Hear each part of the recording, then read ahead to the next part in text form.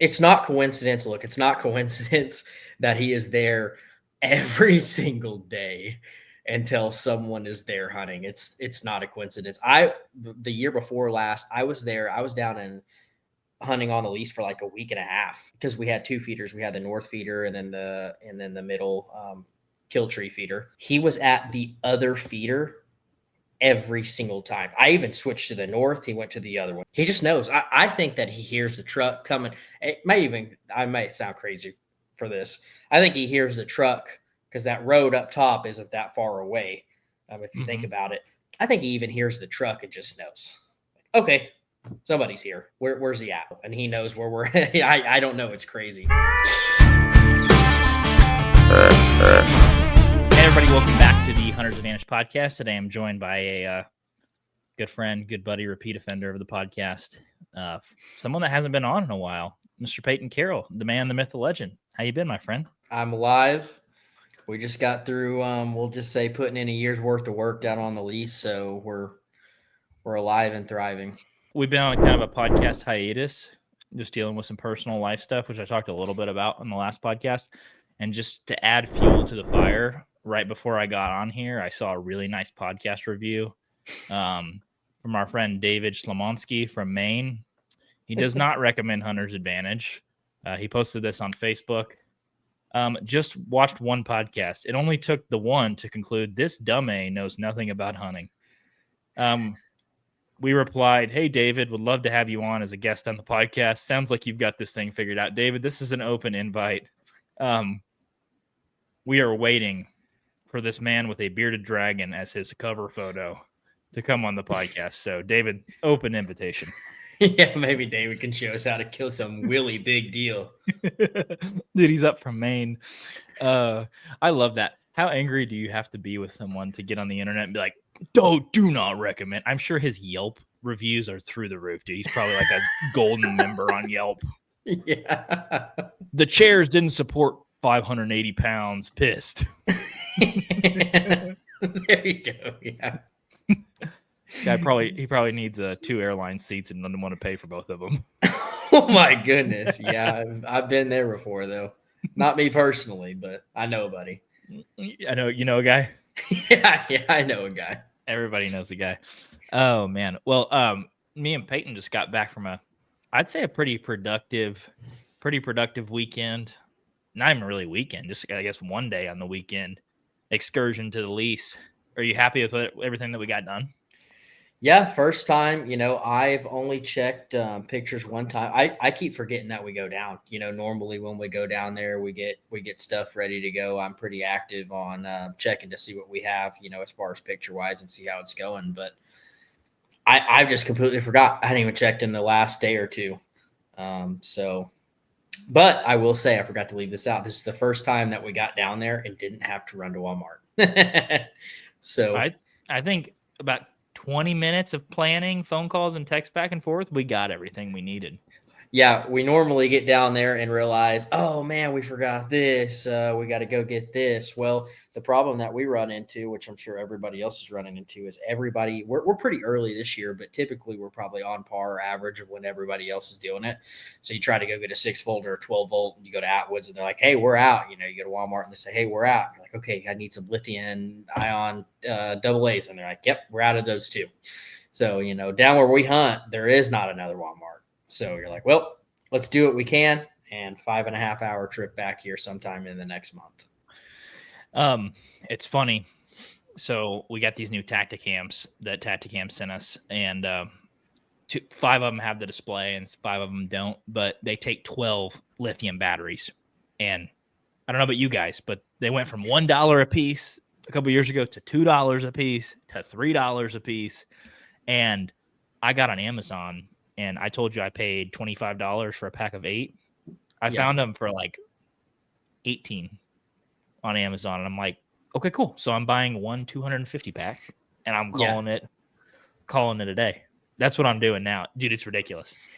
Yeah, I mean, you think about it. You got to go to the bank and get a loan just for batteries to put in your camera. Dude, I have cameras in the box where I'm like, I can't think of a $35 place to put that. You know what I mean? Yeah, that dude. Trust me. I know it's crazy to think that you go and you buy, a camera, and hey, sell your cameras. They're expensive. Really, no matter what brand you get, tax cams are go to. But no matter what you do, they're still a little expensive. And then it comes down to, oh my goodness, that's a third of it's just getting it on, And turning the then camera on. yeah, and then the cell plan on each one of Yeah, them. yeah. There's another crazy expense. But no, we went down to the Lease this weekend. I'd say had a pretty good weekend. We were kicking back and forth the idea of possibly doing some food plots this year, which I mapped it out on the Lease for people that are, I guess, new to the podcast. Me and Peyton and I guess Jake at some point had a 110-acre lease over in Western Oklahoma that we've been managing for 4-5 years now. Four or five. I don't know. Yeah, this will 21. be, I This is think, our year fifth. 5. Yeah, year 5. Been managing for mature deer for many years. This buck over my shoulder right here is a product of the 110. I can tell you one thing that I've kind of started to understand and kick more back and forth is like long range deer management for food plots. That is a big hurdle to climb. Time, energy, effort, soil samples, money. Is there any other particular reason you didn't want to do food plots on a place like that? No, I mean, really, we're playing with fire because in where we're hunting over in Western Oklahoma is one of those things that you're you're really relying on rain consistently. I mean, hey, a food plot, you got to have rain. And it's one of those that, for example, this week, I think we're supposed to across the state get like 7 inches in the next week. And you're like, hey, that's great, but we might go 6 months without another rain over there. Not in eastern Oklahoma. You're going to get a lot more rain over here, but you're playing with fire over there, and especially with distance, there's no way to check. It's not just to hop in the truck, drive 30 minutes. Oh, we need to add some nutrients into the soil, or we need to spray, or we need to do any of that. You're talking. And our truck's $200 in gas just to get there and back each time. That's just the gas, and stuff's going to go wrong too. So Yeah. Yeah. So we end up doing what all we do? We took one feeder apart, took another one. I guess the hail force winds had laid another one on side, picked that one up, filled it. Our big kill tree at the 110 lost about half of its limbs on the bottom, but I don't think it ended up having a detriment on your hide, to be honest. I think it just opened up a shooting lane. no, yeah, really, the best case scenario is, it was on the side that the deer they're not going to come from that way. Or even if they do, you're not hunting. You got to think of it that it's on the south side. You hunt with the north or an east wind. So if they're coming from that way or they're over there, you're busted anyways. They're still not going to see you, but still, they're going to wind you before they see you there. Yeah, we predominantly get, I'd say, shoot south.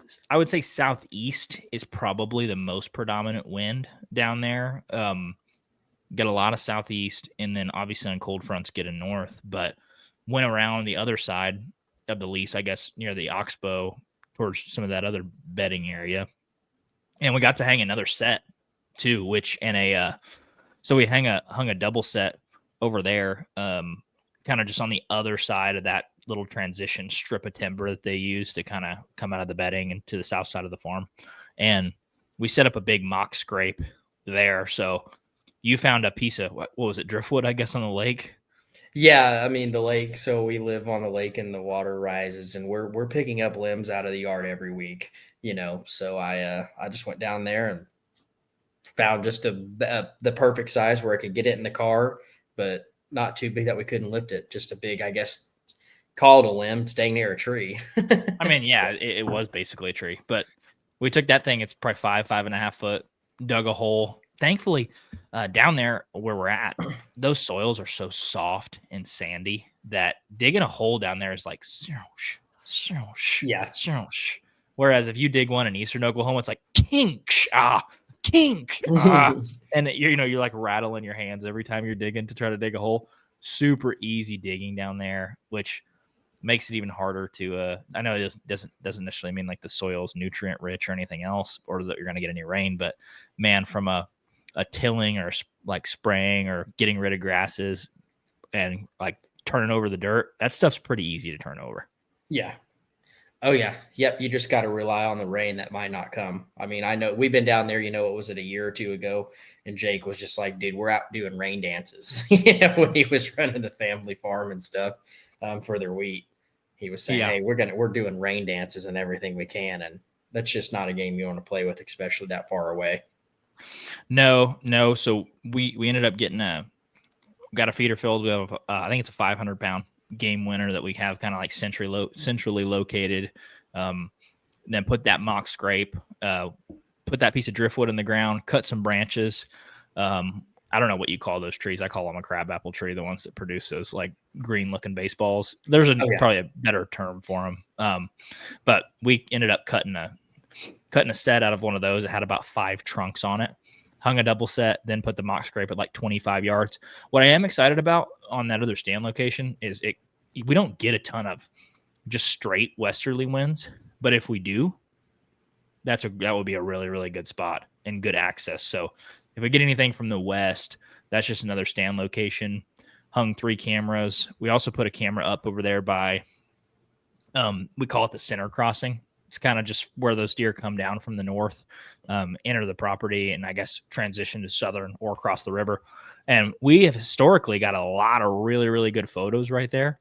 And I'm hoping that tree stand we put in that crabapple tree, if we come back and are able to trim some lanes off the backside of that tree, looking back to the east, that you could possibly still get some shots over there with a north wind. And I'm hoping that's just one more area. Like I was thinking for me, I don't know about you, one, opening up a spot where you're hunting something and giving yourself another option, another wind direction. 2, opening up a spot where you don't have to hunt over a feeder if that's not what you're feeling, that's not your vibe. Mock scrape, that's 3. And then 4, that area is a lot more open. Like the field is a lot wider, probably a couple 100 yards wide, maybe a little under. I feel like that place has really, really good visibility from a couple different directions and bedding areas where if you had a decoy, that would be a really good place you could set up in the rut or rattle in late October, and you could sit that one all day long. So that's kind of my thoughts on that set. Do you have anything else? You happy that we hung that one? No, I mean, I'm in the same boat as far as I think that's a perfect spot. Look, the first 2 weeks, or I guess we'll say the first 3.5 weeks, the feeder is probably going to be just the go-to spot. I mean, they're going to be on their summer patterns. They're going to eat, the deer, they're going to eat. So they'll be hitting that. Now, I think for the specific example of the 11 pointer that we've been chasing for the last few years, I'm going to be honest. I don't think it's going to get done over a feeder. It's probably not. I mean, Why do you say that? he's seen many brothers and cousins get dropped at that feeder. That is the kill. We call it the kill tree for a reason, because if something walks by it, it's probably getting killed. So yeah, getting the 11 pointer to come in and just they've been around the block.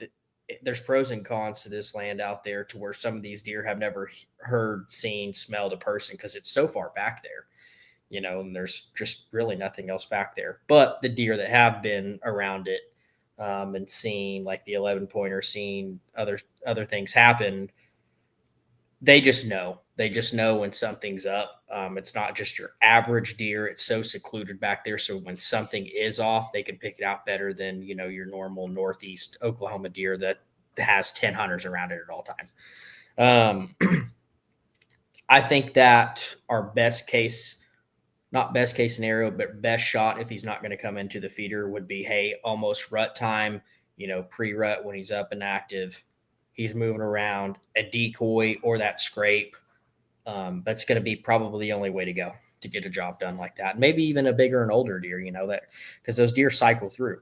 So we may even get some deer that come from the north, northwest, maybe some from the northeast, but that's going to be your ideal situation, is late October. If they're not hitting the feeder, that's the other option that you can get it done with, pretty much. Yeah. So I think for me, you may feel differently about this. Like, I'm setting up that spot in those spots, planning on killing the 11, like one of us killing that deer. And that deer in 22 was standing right next to that deer when he got Yep. shot. That 11 was a 3-year-old. As a 4-year-old, he was probably, I was looking back at trail cam pictures today as I was putting together that short. He might have been bigger as a 4-year-old. Like, he actually might have been bigger. We talked about that a little last year, to where he's really close to the same. It wasn't anything more than like a 5-inch either drop Or gain. or gain. No matter what he was realistically probably within, honestly, like 2 or 3 inches of what he was the year before. I know that when he was 3, I don't think I ever saw him before last year. No, we never laid eyes on him as a 4-year-old. Never. I never did. Yeah, it's not coincidence. Look, it's not coincidence that he is there every single day until someone is there hunting. It's not a coincidence. The year before last, I was there. I was down in hunting on the Lease for like a week and a half, and every single day, because we had 2 feeders, we had the north feeder and then the middle kill tree feeder. He was at the other feeder every single time. I even switched to the north. He went to the other one. He just knows. I think that he hears the truck coming. I might sound crazy for this. I think he hears the truck because that road up top isn't that far away. If you think about it, I think he even hears the truck and just knows. Okay, somebody's here. Where's he at? And he knows where we're. I don't know. It's crazy. It's not. Let's head south and wind bump these guys as they come in. All right, he's over there though. Yeah, it's not coincidence. I mean, to be honest, to get that deer, you may have to park somewhere different. Just pulling all the way down where we normally do. I have no idea. I don't even know. You may have to come in from the west and not walk that trail to the south. I don't know what it's going to take. I think that this is, anyone that's listening that's not from the South probably can't relate to this, but everybody that hunts in probably Texas or Oklahoma can. You have deer that you get on trail camera that some of them, like the 11, for example, and I remember having this conversation with Jake, that dude, when you're not there, and I think a lot of it probably has to do with the wind direction. When there's a south wind, he can approach where he's coming to eat with the wind in his nose, and he's like, perfect. I know nothing's there, Yeah. And then you get a north wind, and he's like, okay, now I have to change my route if I want to come in and eat here. I got to loop around, and I got to come up at it probably from the south. And I remember that deer was on camera like every day. It was like daylight, daylight, daylight, daylight. Jake's like, I'm going in for the 11, and I'm gonna kill him. And I remember you telling me you had a conversation. Yeah. I think I did too. And I'm like, yeah, he ain't going to be there. Yeah. Like, no, if you're hunting the feeder, you're not going to kill him. But I think the wind changes with that cold front coming down from the north. I think he changes his route, and he either wins you or he knows. I mean, he's a mature deer. We saw him first year I ever saw him. He's a 9.3-year-old, 4-year-old. He was probably a mid 140s or low 140s, 11. 5-year-old, mid to low 140s, 11. This year, I don't know if you noticed, if you looked at Tacticam, who's the first deer on camera there? Yeah, him. Yeah. Him. Yeah. That entire place is being set up for him. This is my prediction. I agree with you. Like, he's a 6.5-year-old buck. I've seen it before where these older, more mature deer get kind of lazy, and their home range kind of shrinks, and they start to like put their guard down a little bit. I think that deer. My prediction is that you're gonna get pictures of him all day on food, but I think he's gonna get killed over that scrape over there on the other side. A couple 100 yards away, just because. And this is the way I think about it. You and I kind of had this conversation. I've had like enough success in the southern style of hunting where like that isn't really something that interests me a ton anymore. And so but having that and using it, I kind of learned this from Jeff Danker on a podcast a few months ago, having that food because everybody else is doing it around you. If you don't, you're just the dummy that doesn't have deer on you, kind of anchors all those deer around you and makes them literally, I think, change their bedding habits to bed closer to their food where it's coming out of a feeder. And I think just keeping those deer within several hundred yards of that area will allow you to have deer within calling range, and will allow you, when bucks are laying down sign like scrapes, I think they're going to hit that scrape, because historically, in that little transition piece of timber that they all come into from the north, there's been scrapes up and down that sucker. I'm just hoping putting it in front of the tree stand is going to make a difference. Yeah, and I think that they will, and it's not even so much that the scrape, the tree is there too, but I think having a decoy and being able to rattle out there would go a really long ways, because the kill tree, it's open, but look, the deer aren't going to come from the south. I've seen a handful. I've hunted out there probably I would say 50 sets by now, and maybe like two of the sets I've seen deer come from the south. They're probably going to come from the northeast, where we have that scrape um, tree and stuff. So it'll be a little more exciting too, to be actually able to see what's going on, because you really don't have, it's a long field that runs north to south, but half the field's out of the question because of the wind, and they're not going to come from that way because they're not bedding that way. And then the north is kind of like, you get, most of your visibility is blocked by the tree that we sit in. So it's kind of like, well, you sit there and you wait, and hopefully one just pops out of the tree line to the east, and you're like, oh, here we go, 20 more yards, and he's at the feeder. You know, Yeah. so it'll be a lot more fun to actually see how deer are moving, and seeing what they're seeing and seeing where they're coming from. Because I know when I hunted on the far north stand, when I when I shot paddles, a lot of the deer were coming from everywhere, over there, which was a lot more exciting to see. And I had more fun hunts than your average hunt was a little more fun over there, because you can see what's going on. Yeah, that visibility is fun, but there's also something fun about hunting literally pretty much in the bedding area, because you're like, oh, I hear one stick break, and you kind of like hit just like a 3-angle turn. You're like, there's a big bodied deer right there, and then they walk into your field of view, and you're like, that's a 6-year-old, a 5 or 6-year-old deer, like at 20 yards, and it's walking right by me, and you're just like, holy crap. That is really cool. You really don't have time to get nervous or anything else, because like when they pop out, if you can see them, they're probably within bow range or Yeah. fixing to be, which is exciting. Yeah, it's gonna be fun. There's parts of me where I get out there and I tell myself this I change my answer up of, man, first mature buck, I'm gonna go in there and I'm just gonna shoot him. And then I tell myself, no, I'm gonna hold off because I'm not really in a rush. But time really does fly out there when you realize how little of north winds that you get. In a Um, season. in a season, and you get busy too. You get busy, stuff's going on, real life stuff's going on outside of hunting, and then you're waiting for the north wind. And sometimes the crappy thing is you get a north wind for one day, and then it's right back to what it was. That's what I was running into when I had went down last year. The year before last, I had like a week or 2 weeks of straight of north winds.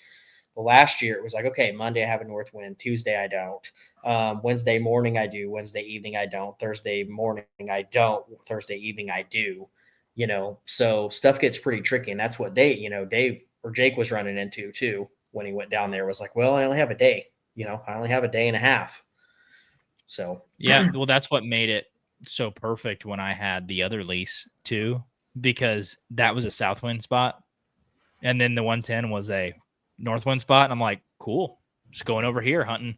And I was like, they were both so good with like mature bucks, and I'm like, I can flop either way, like it doesn't really yeah, matter.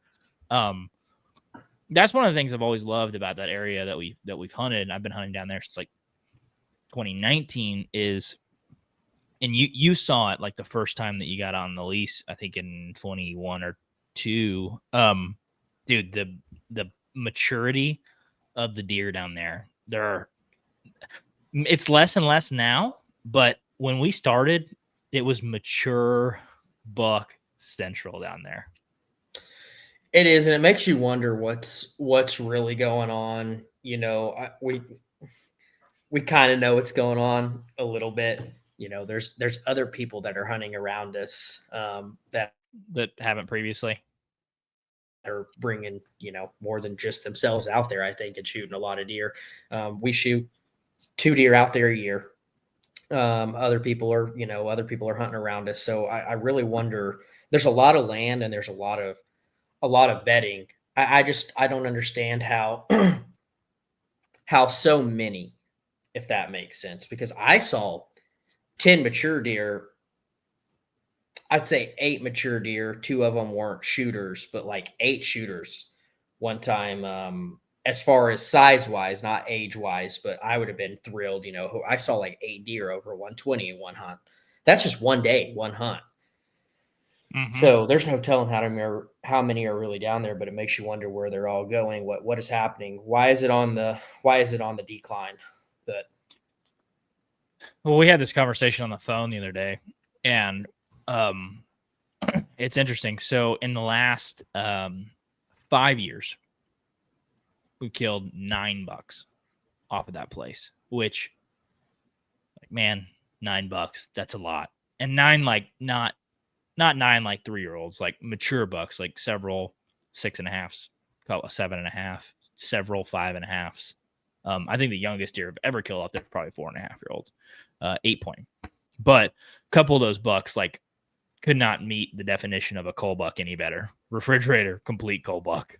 That yeah, funky handlebar buck I shot, complete cull buck.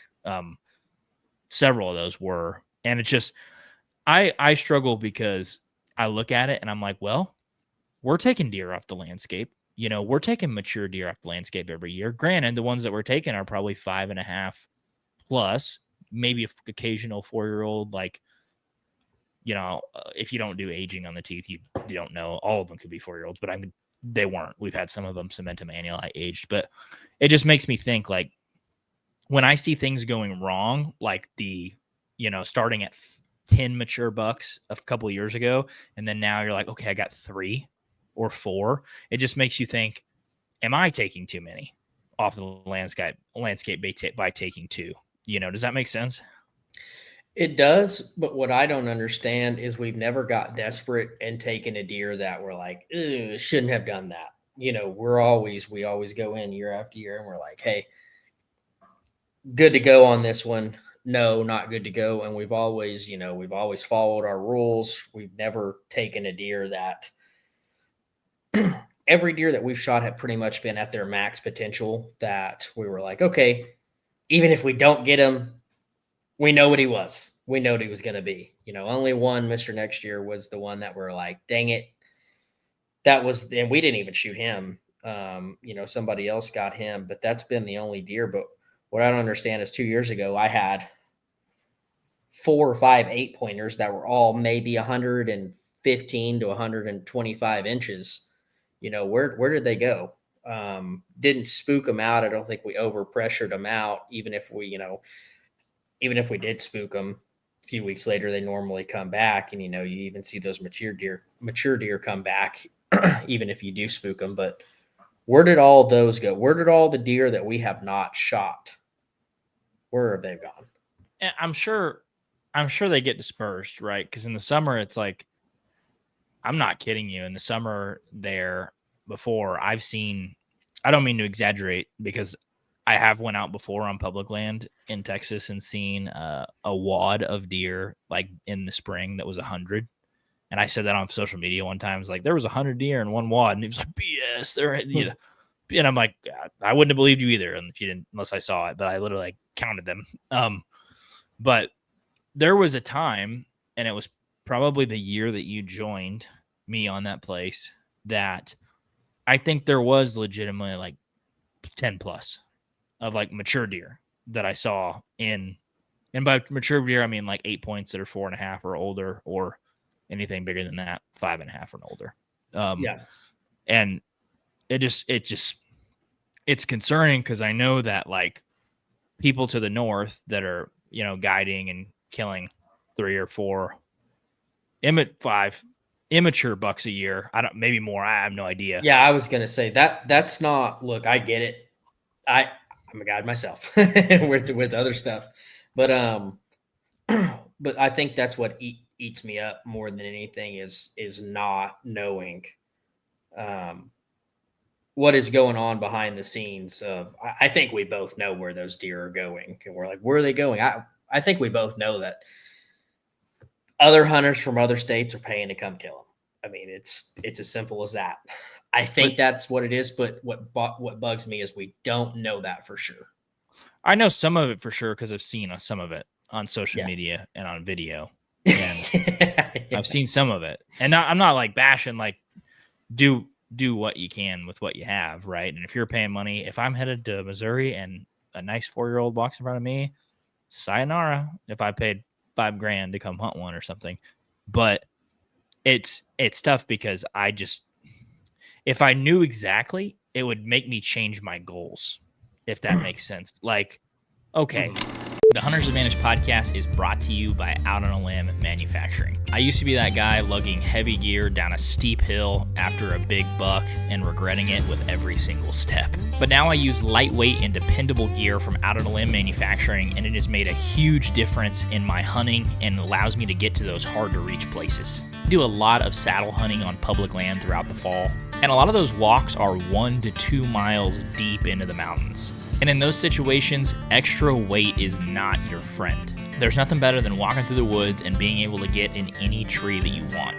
I've been running the Shakar sticks for a long time now and the Ridge Runner 2.0 platform, and this past year I tried the Flatlander saddle from Out on a Limb as well, and all of that gear is extremely lightweight and comfortable. If you want to support a 100% made in America company, go to outonalimbmfg.com and use code HNTA15 for 15% off at checkout. Once again, that is code HNTA15 for 15% off at outonalimbmfg.com. We trust Out on a Limb products for run and gun hunting anywhere in the country, and we hope that you will too. I don't it's December 15th. There's a 130-inch 8-point in front of me. He's 4.5 years old. Would I like to shoot a deer like this? I absolutely would. If 6 like this have been killed 800 yards away, I will not shoot this deer, right? Yeah. If 0 have been killed and there's 10 bucks in here, broader than where we're at, but 10 bucks in this area that are 4.5 years old or older, I will kill this deer. And that's what I don't know. And I know, I don't know how to remedy that situation, I guess, in my head, because I kind of see where it was. And, naturally, when something hasn't been hunted several years, you're going to go in, you're going to have an influx of mature bucks. But I want to see it go back there again. And I'm like, what do I need to do? Do I just need to sit a year out, not kill one, sit 2 years out, not kill one unless it's a real, real big one? Or what do you got to do to get back there again, right? Yeah, I don't think there's any good answer. What's crazy is, look, we're not going to give any names or anything like that, but the guy that is hunting, the guide that is hunting out there right next to us probably doesn't know that we exist. We know he exists because we were watching that deer grow. We know now because we've messaged on Instagram. Well, yes, he doesn't know, but he's coming to go on a guided trip with us tomorrow morning. You need to talk to the guy. Yeah. So very respectfully and be like, hey, what are your goals? Because I'm going to adjust mine.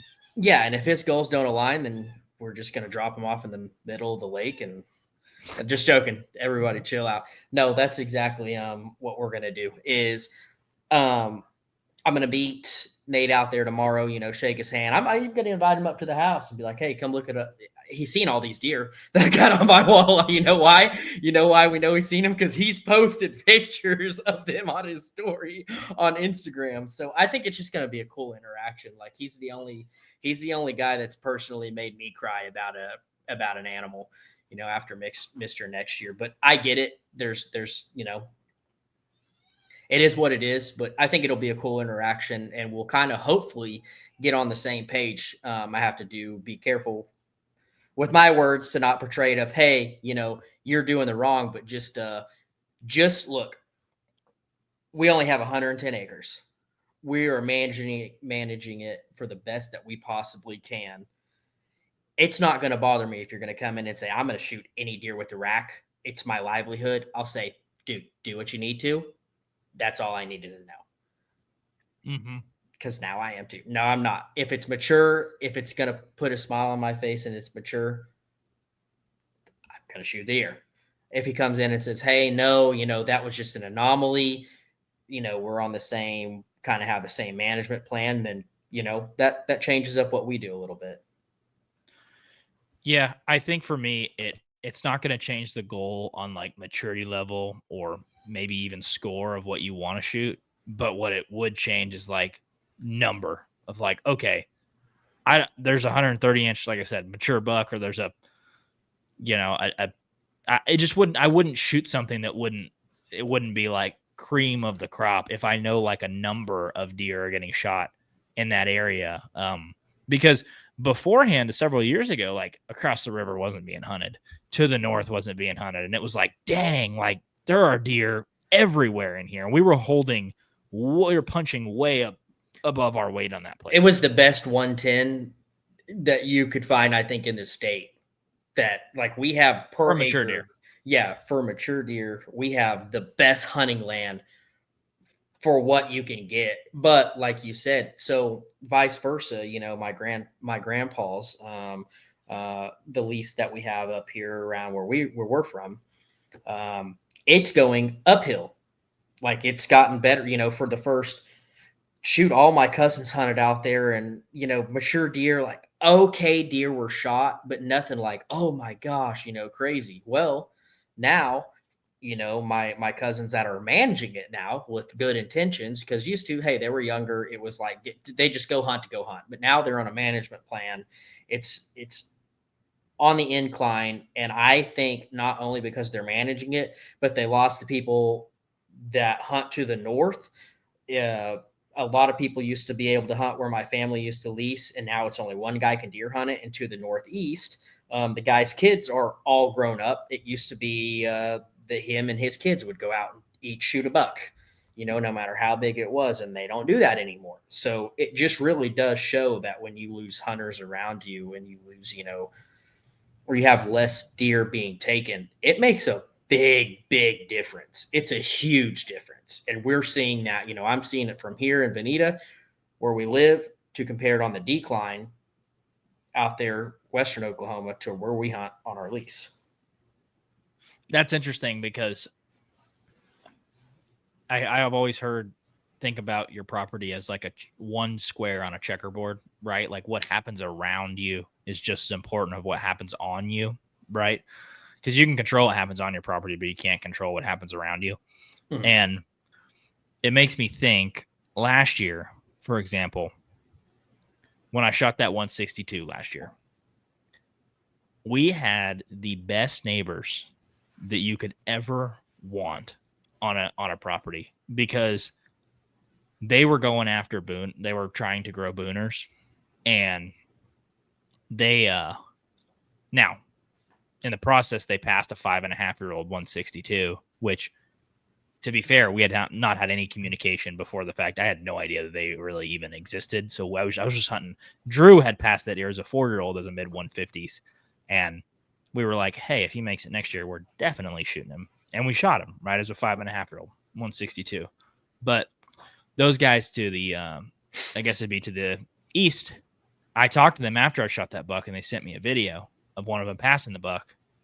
He was kind of snarky in the Facebook messages, but he essentially was like, no, that's a good deer to shoot. Like, we're trying to manage for, booners. And it's like, well, how many have you had on camera? Because they leased this place for, I think, 15 plus years from what I remember. I'm like, well, how many booners have you had? He's like, we haven't had one yet. And I'm like, and you're passing 5-year-old 162s? Like, now I get it. If you've been managing for that long, you're like, this one has a chance, right? Let's keep it going. This one has a chance. But Yeah. those are the type of neighbors, right? That like when someone has their standards that high of like, I'm not shooting booner or bust, it allows for an environment that like deer get old. And like Drew and I were managing for 5.5-year-old bucks as well. So like anything we were shooting was 5.5 years old too. So when you had like several people that controlled several hundred acres in that little area by the river, there was mature bucks. That place punched above its weight too for mature bucks. There might be 6, 7, 8 mature bucks in that spot in a year, and it wasn't very big either. So, but one neighbor can change everything. And I'm sure we're also to someone else how they're to us. We're that person too, where they're like, gosh, damn Oh, it, it used to be so good around here. yeah. And we, for somebody that I think that we have a pretty, I wouldn't say it's super, super strict, but our standards there are like, hey, if it's an 8 point, he's probably not going to be a 12 point. He's probably not going to be a 10 point. If he's 4.5 years old and he's a 130-inch 8 point, he's not going to be 170s. He's not. Yeah. It's No, it's not probably going to not. happen. So, those anomalies like Mr. Next Year and then the deer that you shot, 162-inch deer, you can't blame anybody. You can't get mad. You can, but you can't. You're like, hey, I understand it. Here's my outlook on Mr. Next Year, and I feel like I should be the saltiest at anybody because I had him at 15 yards like twice broadside. But it was one of those deer where I looked and was like, he's big. He's the biggest deer I've ever seen. But he's not life changing. He's not like Not a booner. he's not a booner. He's not. I mean, he was a high 150s to low 160s. That's just what I guess. I could be wrong. Like I don't know. His frame, it was tall. I mean, I could see where the inches could add up really quick, but I kept telling myself after, like, it's not a deer that I'll never see again. I'll kill bigger. I'm not that worried about it. But Do you? yep. Obviously, that one still stings. Apparently, that deer scored 182, which you should ask about that. You should definitely ask about that I don't even tomorrow. want to bring that up because we both know how do you say Yeah, that? that's fair. Dude, look, buddy, I know that the deer didn't score 182 because I've seen him. And I've done the math in my head 100 times. It's not even close. Well, how do you say that? But what did he really score? That's why I'm asking you to say it, not me. Yeah. Hey, assuming that because Mr. Next Year had the stacked points, right? You don't get the mass measurement in between the stacked points. That's not how that works. And if you'd asked me to score him 3 years ago, that's how I would have done it before I started getting And you into would deer have had hunting. 9-inch mass Yeah, and I measurements. would have had 9-inch mass measurements on 3 of them. So yeah, I don't know. I might bring it up. I will definitely, joke with the guy and then like probably, I'll joke with him a little bit and also try to get serious answers of, hey, what's the plan? Are you still hunting out there? Yeah. What is your goal? How many clients are you bringing in? What are your expectations and what are you think you're going to shoot? With all that being said, no matter what you say, I'm not changing my habits. I'm not changing my style. If he's Your goals. if he's 190-inch 4 point or 4-year-old, that may change. I will say one goal may change because he's definitely going to get shot by somebody else.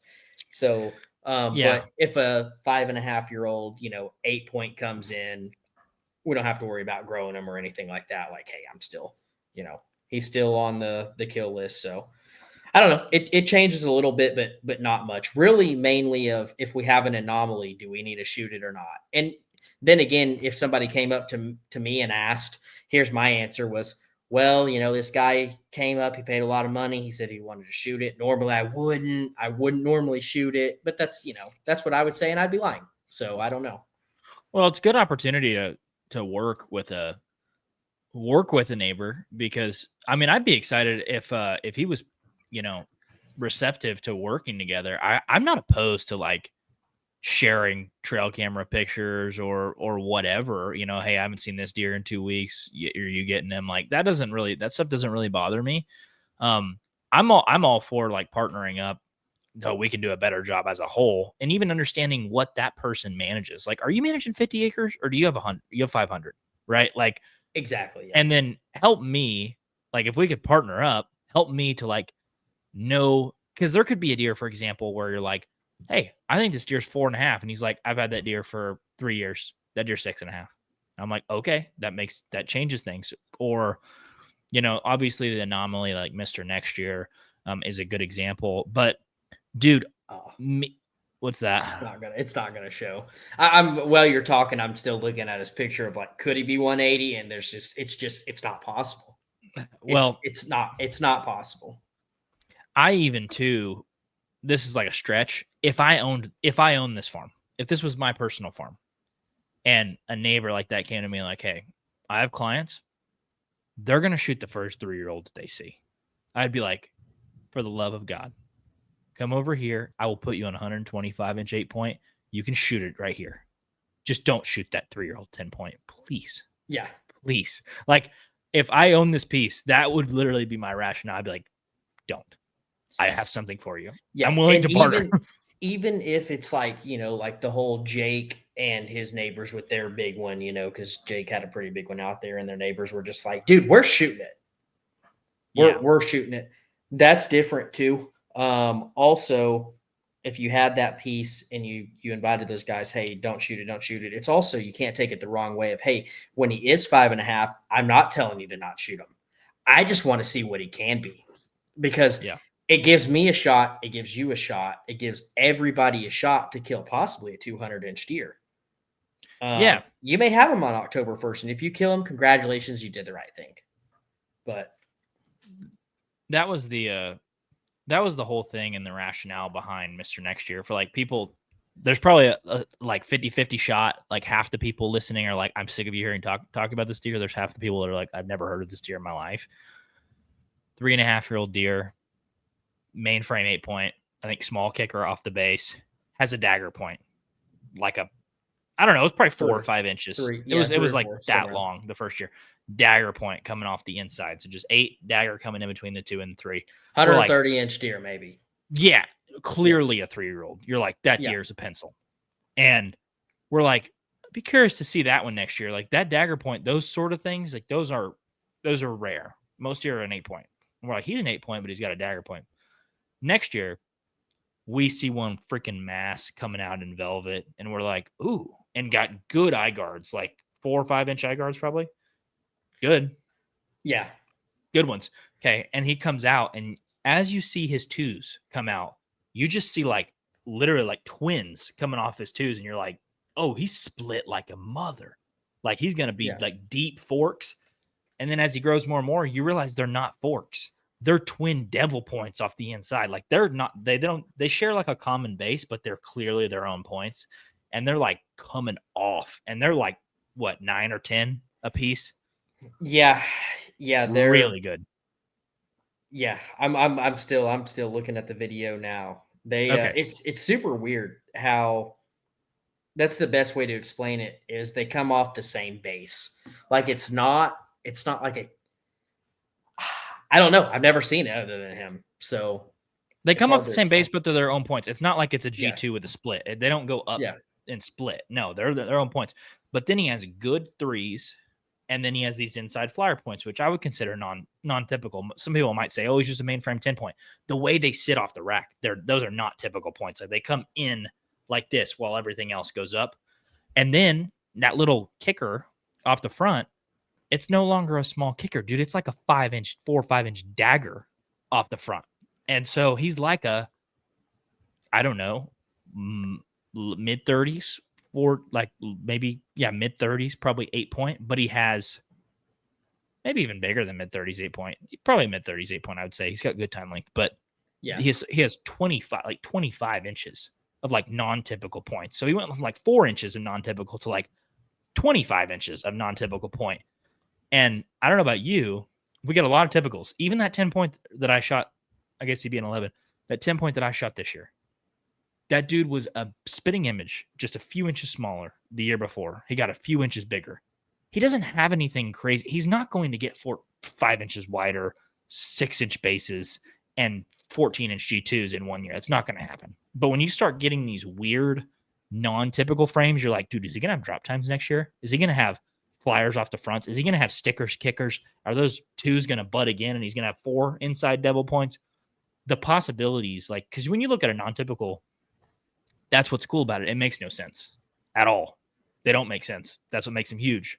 yeah. And They're my favorite. I mean, there's nothing like more beautiful than killing a big typical deer, but at the same time, like the non-typicals that, when we first started hunting, that's what I said is, hey, I just want just a freak, just an absolute freak. Doesn't make any sense. You're like, what the heck's going on?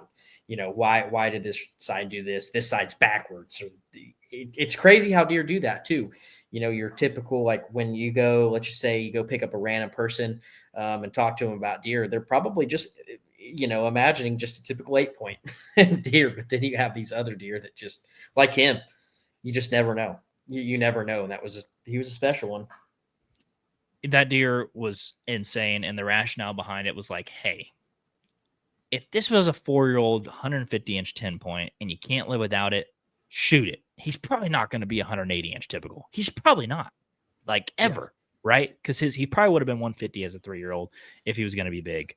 So, but you look at a non-typical that made a jump from 130 to probably mid 50s, and you're like, please get rain this summer. Please, God, let there be a good growing season. And that was our bet on growing a booner.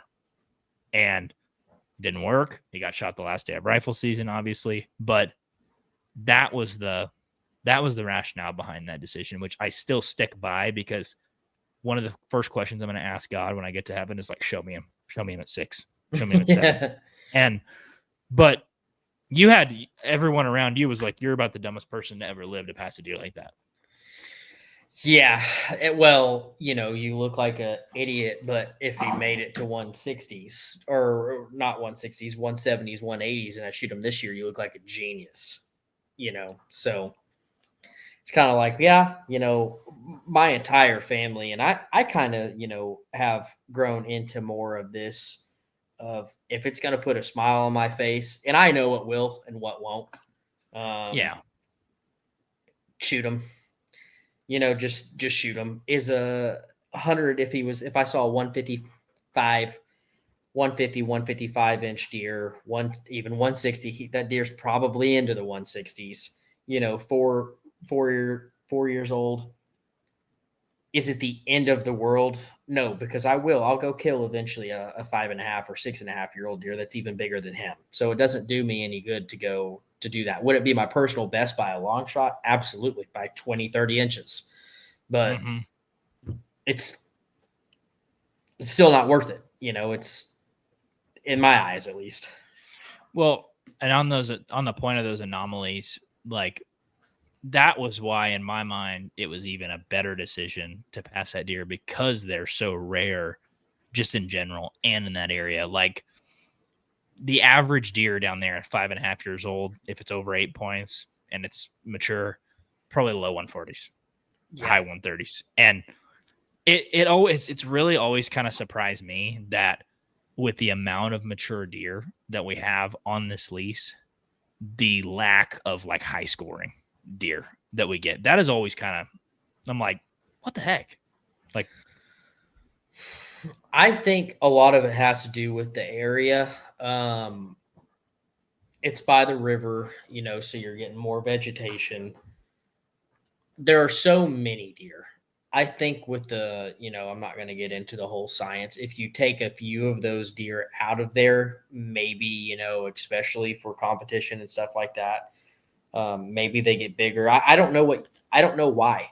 I do know that you go out there, and if there's no water, you get less and less deer right on some of those properties that don't have the river, or don't have vegetation or anything like that, obviously. But miss and match, because you're going to have the bedding and stuff next to the water and vegetation. But still, I think that the reason that there is such a, how do I word this, small cap, because you would think, looking at the area and stuff, you're like, 200-inch deer probably here everywhere. So the small, what the cap, let's just say the cap's probably like 150s. Like, if you see one over 150s, you're like, okay, probably ought to shoot him if he's mature, or if he's old enough. You need to shoot him. I just think there's too many deer, but I don't know. I don't know. I say that, then we took the drone up, and you're like, where are all of the? Where are they all? Where are they all? I don't know if there's just too many, or why the cap is so low for such good vegetation slash, we feed them slash they have the water supply there at hand. I don't know. There is the raw tonnage of food too in that just general area, not directly on the property, but in that general area, there's wheat. Like the thing that I think it has to be is like it has to be the lack of nutrients due to like water content in the forbs and like the browse. That's the only thing I can come up with. Like because if you take the same deer, and this is like me and Jake have had this conversation many times, but me and Jake always get in the argument like west versus east in the state if you split it down the middle. And he's like, yeah, but there's a higher trophy potential in the east. Like, and we're not talking about northwestern Oklahoma, like northwestern Oklahoma near Kansas. Like, yeah, there's 200-inch deer, no doubt. But he's always like, there is a higher trophy quality in the eastern part of the state, and I agree, especially in the mountainous stuff. Right, deer get old. There's plenty of browse, like hunting And it pressure rains every other relative. day. Rains all the time. It's super green, right?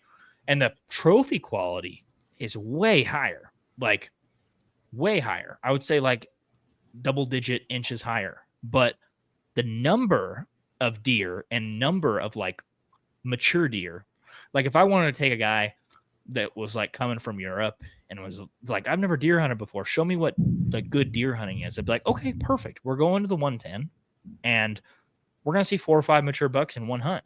They're not going to be huge, but like we're going to see some really nice bucks, especially if we go in a good late October cold front or something.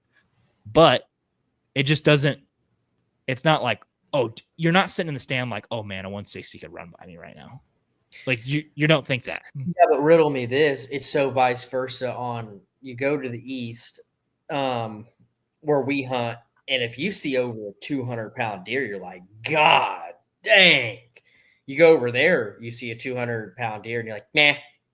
3-year-old. They're all 200. So how are their body, does it have something to do with where the nutrient, is it specific nutrients of where it's going to either their body or their rack? Because you come over here to eastern Oklahoma or you go into the mountains, you're not going to find over 160-pound deer. You're not going to find one over 160 pounds unless you just got him on protein and corn and in a fence, Yeah. So, but it makes you wonder because this one, I've referenced it a few times. This dude that I shot, 230 live weight, gutted. I don't know what that is. 190, probably 195, something like that. 200 if he has like little guts, I guess. I remember shooting that deer and we walked up on him and his body was so big. Now he's only 13 inches wide, but he scored 142. But I walked up on him. I was like, God, he's tiny. Like the rack. I was like, this rack's tiny. Like he's not that big. It's like he looked way. Do you remember looking at him in the summer that summer? Because dude, I was like 160s. That was the high first year. 160s. That was the high first year 160s. you got on the lease. You're like, that's a freaking monster. And I'm like, Yeah. Is he? I was like, he looks really big, but like, because he did a lot of camera showing where he was like right next to the camera, and all you saw was the 13 points, and you're like, dude, that's a monster. Yeah. He got it a velvet, looked a lot smaller. That's what I was gonna say. The velvet really ruined that deer. Yeah, but I walked up on him and I was like, dang, he's really not even that big. And gutted him, skull capped him, and I got the rack off of it. I remember going to the taxidermist like a few months later because I'd shot another buck and I dropped it off. And I picked up my skull cap and I was like, dang, this is a freaking good one. Once you took it off the body, it looked way bigger. It looked way bigger once you were able to separate the two. But it's like the complete opposite when you go to the mountains, because like Justin's deer that he shot on public, that 165, it looked freaking 180 inches in person. Cause you're like, dude, it's so tiny. The body is tiny. Yeah, they're just different too. I mean, I just remember seeing Justin's deer, and I'm like, dude, this thing could be between 145 or 170. I don't even know what to guess. I have no idea what to guess. Yeah, that one was a monster. And another thing that it reminded me of too is I don't know if you saw this, but when we were putting in that mock scrape this last weekend on the lease, did you see the tracks in the sand right there, like by the mock scrape? Did you see any of them? I believe you pointed at them as soon as we got there the first time we went out there. There were some big ones. I couldn't remember, but I the Kansas ruined me from looking at tracks and getting excited. Yeah. So Kansas was so deceiving. So I don't really pay too much attention to tracks. I with the scrapes when we went up there for muzzleloader season and I saw all the tracks and the scrapes and I'm like, let's go, it's on, and then didn't see a deer with a rack over 60 inches. Yeah. It's hard to look at tracks and stuff like that. Now, I tell you what, the cameras of the pictures that it does get doesn't lie, but cameras do lie. Cameras lie also. So, Well, I said it to say there was a big track in the sand, and I'm like, that's a mature buck, like big buck, like split hooves going the other way. Looked big. When you kill one of those mountain bucks, next time you kill, like when you kill one or you see someone want to get killed, look at their feet. Their feet, I swear to you, they're this big. Their feet are like legitimately this big. And it's crazy because you're looking at tracks in the mountain. You're like, oh, there's a little doe walking down the road. And you're like, dude, that could be a 180-inch buck. yeah. The feet are this big. And that's like Yeah. no crap. You see those big Western deer and their feet as big as my hand. And I'm not kidding you. A giant mountain buck can have a foot that's 2 inches long. And they're like for climbing rocks or going up the mountain. You can't use it at all. It's like not a reference point at all. Yeah. It's Yeah. nuts. It is. I mean, I don't get it. They're still white-tailed deer, but they're so different. You go over to the mountains and you're like, that deer is 150 pounds and he's got a 190-inch rack on him. You go over, west, and it might be a 6.5-year-old, or let's just say a 5.5-year-old deer, because you never know what you're going to get with 6.5. Should be uphill, but it doesn't always mean it will be. We'll just say for a 5.5-year-old deer, you might get 125 inches. And the Hunter's Advantage podcast is brought to you by Out on a Limb Manufacturing. We've been using Out on a Limb for many years now, and this upcoming season will be no different. When it comes to good saddle hunting gear, I think of weight, packability, durability, and efficiency. And simply put, Out on a Limb checks all of those boxes. Before we got into saddle hunting, I'd be going back and forth taking either a climber or hang on. And an issue I found was as I'd be walking through the woods, it seemed like it would always get hung up on something, whether that be low-hanging limbs or a patch of saplings. And not only does that get annoying, it's not very stealthy either. And when you find a good spot to set up, you're still pretty limited to which trees you can sit in. But these saddle hunting systems change all of that. With their selection of saddle platforms and one sticks, Out on a Limb can hook you up with the right setup to help you deflate that big old target buck. To order yourself a high quality saddle system that's made right here in the USA, just go to outonialimbmfg.com and use code HNTA15 for 15% off anything on their website. Again, the code is HNTA15 for 15% off. We trust Out on a Limb's products to run and gun anywhere in the country, and we hope you will too. On a 200-pound body, you don't get that in the mountains. Like you don't. I mean, we've seen that with all the pictures that we get, and see. Now it is also really, I think, tough to judge as far as age. I think it's harder to judge age, over here in the mountains in Eastern than it is in Western. But that just might be because that's just what we hunt is Western. And, I can compare it to each deer and say, well, I've seen him for 3 years. I know what deer that is. So. Also, when you're hunting public, you're like, that deer has a big rack. I'm going to shoot it. Yeah. Not like, how old is that? Yeah. Just that thought doesn't cross your mind. What was it 2 years ago when we were in on public, and then we went to Kansas to hunt, and I passed that like 115-inch. He may have been 120s. I don't know what he was. Deer that walked like, I wouldn't say it was a give me by any means at 30 yards. Like, he's in bow range. I'm not gonna miss him, but I don't know if I'm gonna kill him or not. Stuff like that. Looking back, where I'm like, yeah, I probably should have shot him. And now, I'm kind of in that of a deer like that on public would probably make me pretty tickled and happy. So yeah, it is funny. So we kind of spent this whole episode like talking about the 110, like expectations, history of it. So what are your goals for this year on the 110? What kind of buck are you expecting? What's it going to take to get you going?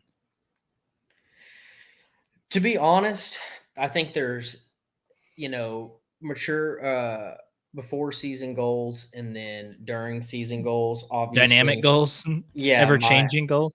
my in-season goal is obviously, it's just one, and that's just get the job done on a mature deer. Dude, even I've gotten to where like last year, I love deer hunting, but the deer that I shot last year, I'm still tickled with. I don't if that big funky buck comes in on the 110 and he comes in opening morning, I'm probably gonna shoot him. That's just how I am. I'm Pretty like, cool. I like pulling the trigger. He's mature. It's not hurting anything else if I pull this trigger right now. He's mature. He's old. Why not? It may even help. It may even help bring other deer in. Before season goals, which is not something that I really control, but I want to see more out of. I want to see more deer. We're in there early. We're in there 4 months before season starts. Normally we're coming in there like mid to late July. We're in there probably another month and a half earlier than we Usually normally a month. go. Yeah. Yeah. So I got to see more. Like I want to see more because last year it was pretty pitiful. I mean, it really was as far as how many deer. It was pitiful. Yeah. You and Jake were hunting in there. I don't think I hunted there one time last year, but didn't have. Well, first of all, the trail camera that we had up was way too far away. Was not getting very many pictures. I hunted and I had doe on like the first weekend that I hunted in there at the feeder for 45 minutes. That it did not take a single picture of them. I even shot one, and I think the only picture that came up was her running off. She ran 20 yards, and then died right there.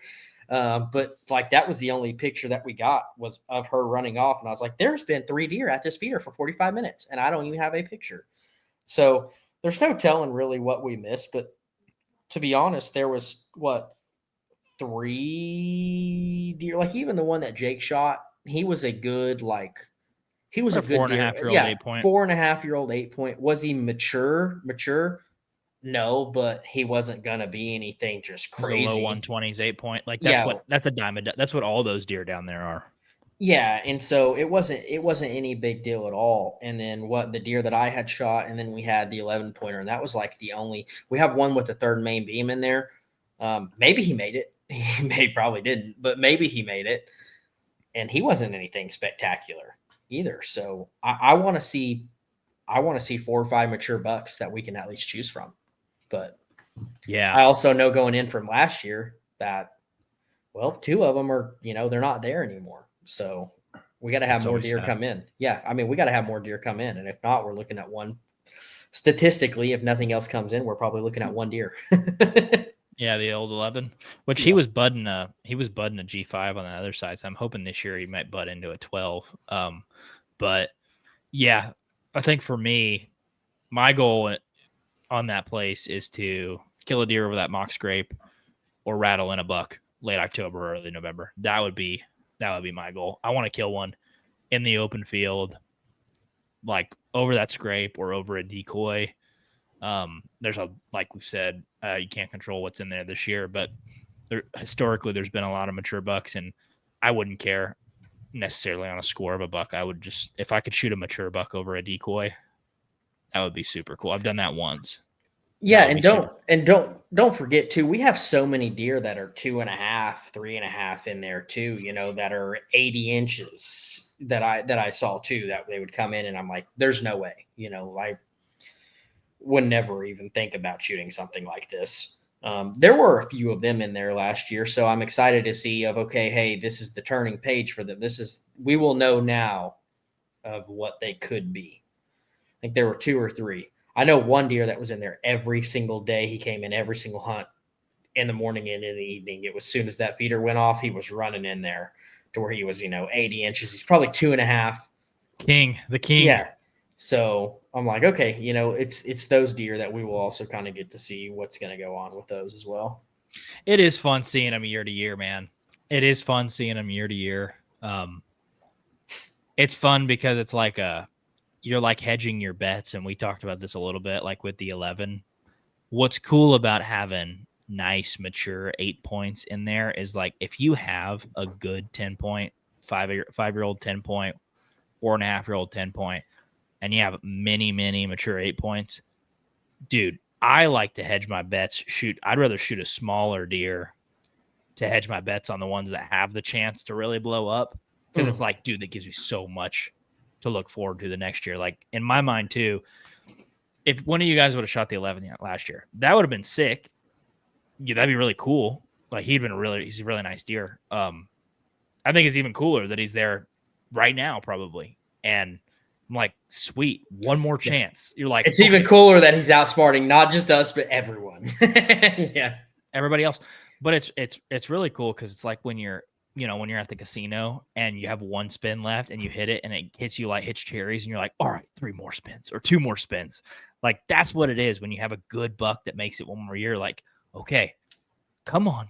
Usually you're disappointed. But every once in a while, you got one like Mr. Next Year. You're like, it worked. It freaking worked.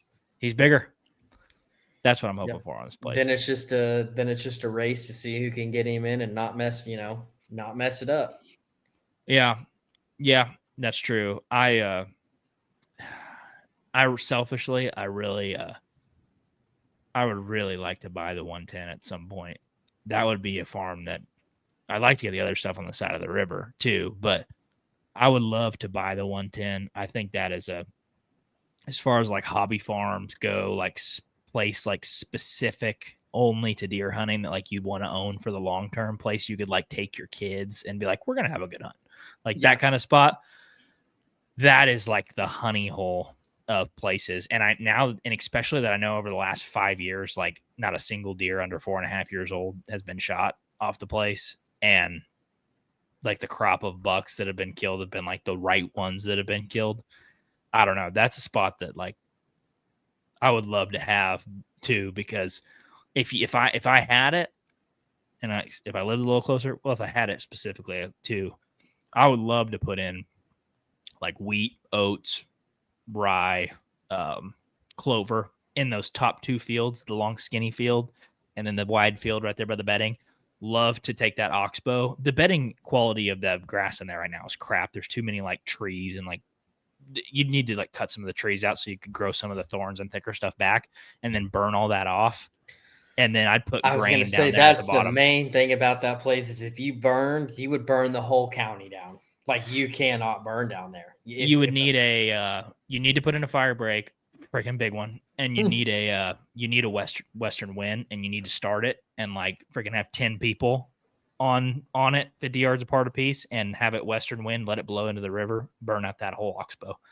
Right? That's what you'd have to do.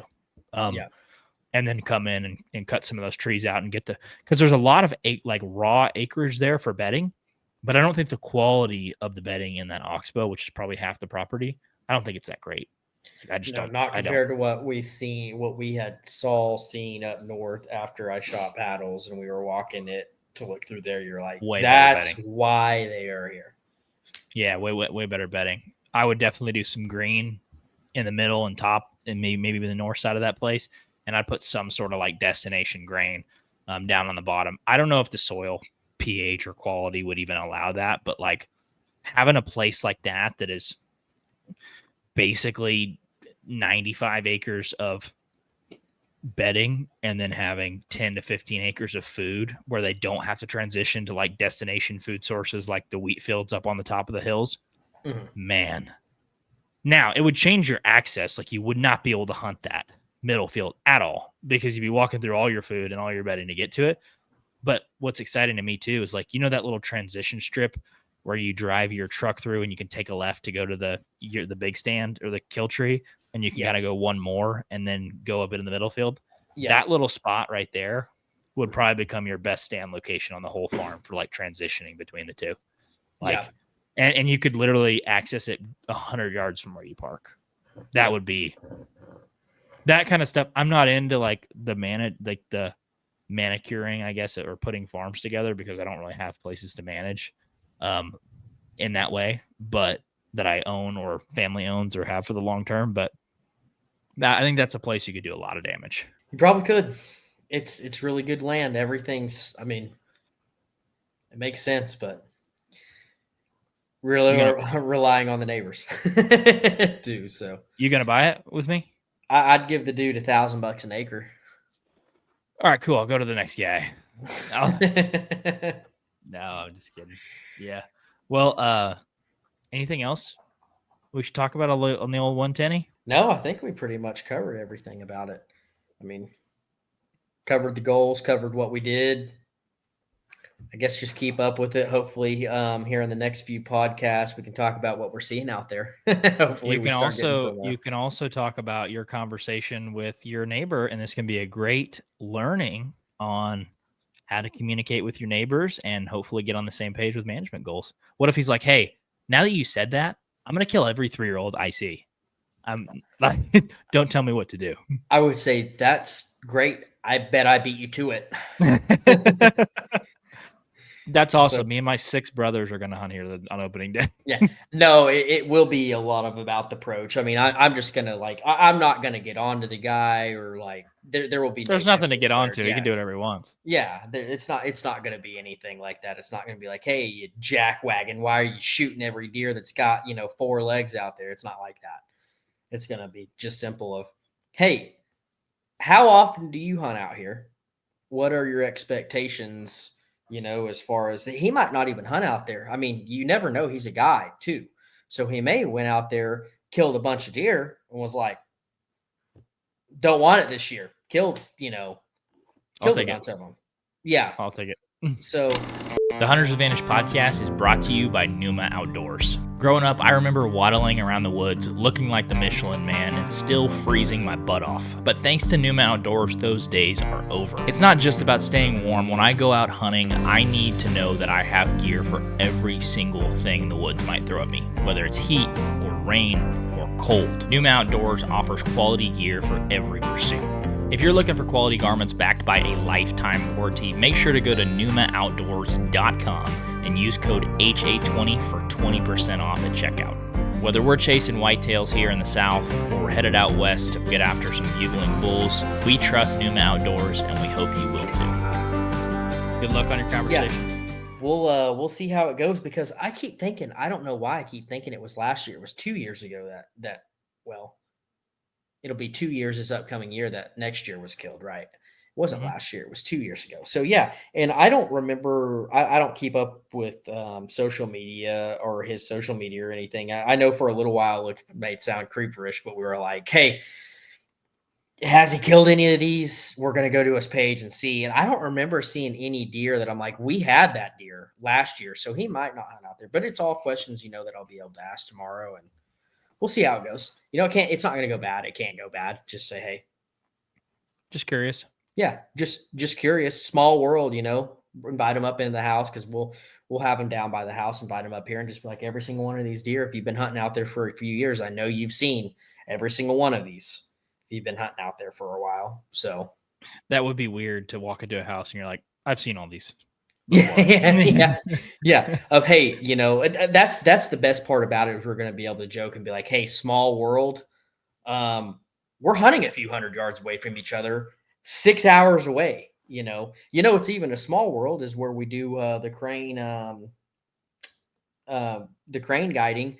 Nathan's one of his best friends hunts where we stay on the other side of the road of it, to where it's just like, it's just a small world.